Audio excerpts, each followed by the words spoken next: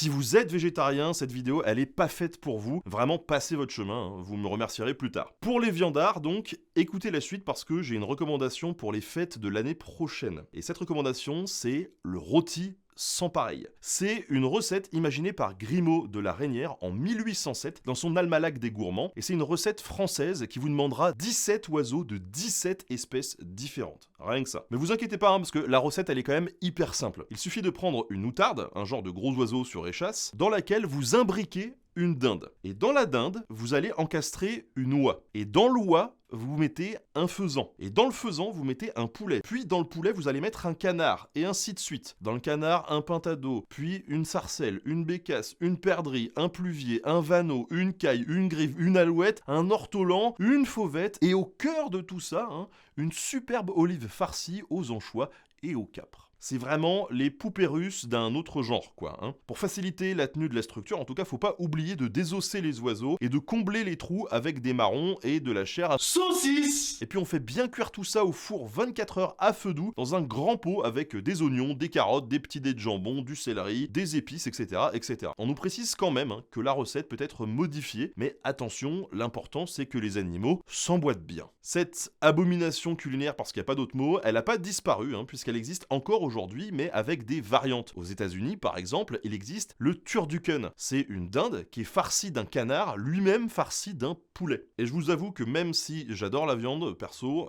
ça m'a un peu coupé l'appétit.